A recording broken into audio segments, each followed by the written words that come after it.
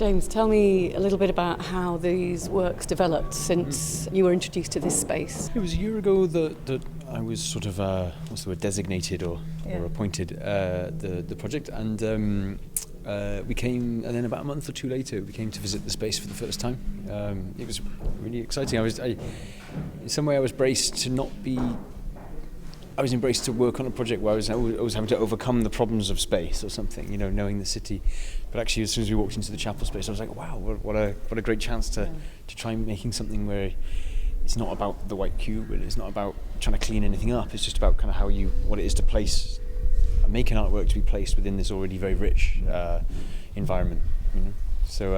And you play with a mixture of sounds you really wouldn't expect in that space, and also sounds that are more familiar, like lovely ethereal singing and a bit of beautiful melodic piano music, but there are also some really extraordinary sound effects and breaking glass. And quite cinematic. I think it's quite very cinematic. Kind of cinematic or Foley, or theatrical, or so it's there's sound like the sounds of activities of kind of bodies that aren't there, and so it's kind of slightly haunted. I guess it's quite an immediate association, isn't it? This kind of haunted sense that you get with sound when it's presented in a gallery of all the activity that isn't visible or something. So so I think that's why there's such a theatrical thing happens. And I really love percussion. So I was a drummer for a long time as a child and in my teens and stuff. So I think this kind of even though it doesn't ever become strictly rhythmic, there's always this kind of very strong kind of percussive sense throughout the piece. There's a real rhythm and pace to it. And I didn't want to do something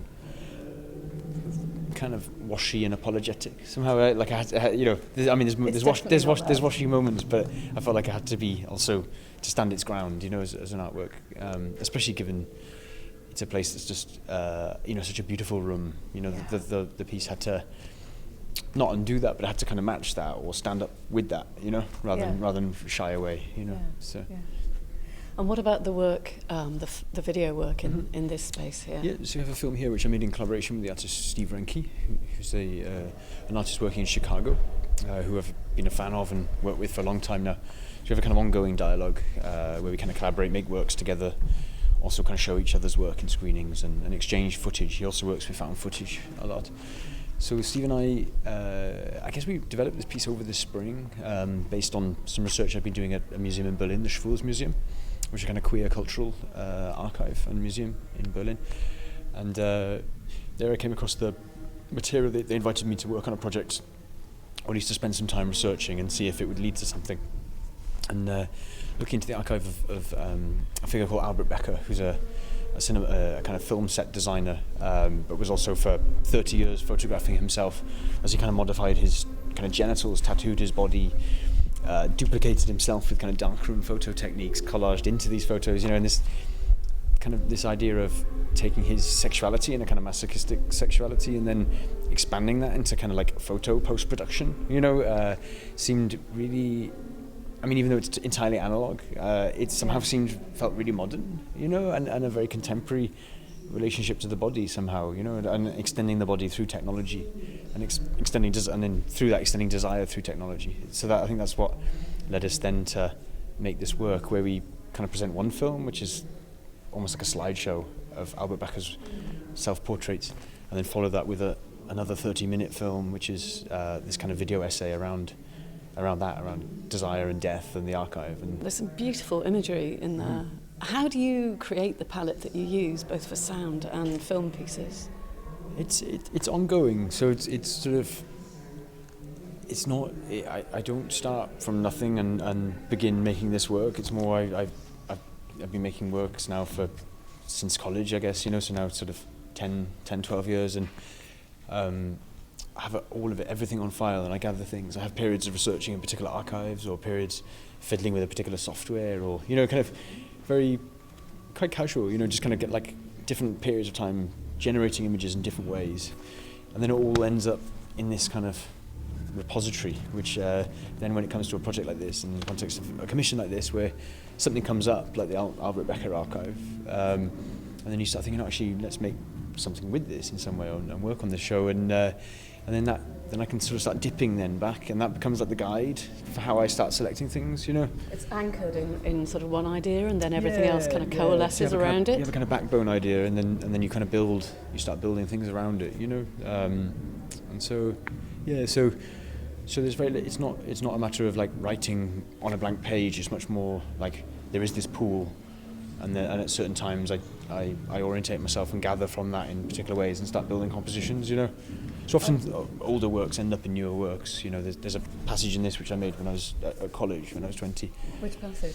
It's a friend of mine who's a photographer made this kind of film where he's filming a guy eating fruit, and then I re-edited it when on my BA, re-edited it, just removing everything except for where the guy behind the camera is telling the naked person what to do, sort of things. So just these kind of what's the word? Just these directions, you know, but with this kind of quite horrible, sort of aggressive, predatory sort of feeling, you know. So that was something I'd made, about 2003, and then as this project developed, right at the very end, suddenly this kind of relationship, you know, and it kind of made sense, you know. So yeah. Cough it back out. You get going on it. Not so much, just like really, really slowly, and really get into it. Now go for it again. Puff in on them, like it. That's good. I like that. Licking your fingers. Keep that just about there. It's brilliant. I like that. Holding from above. It's really good. Has the interaction with this space given you an appetite for new and different spaces? Is there anything you've got bubbling under at the minute? I'm not sure. I mean, I'm going to CERN in January to do a residency there. So a very different end of things. Cosmic, but a different kind of cosmic or something.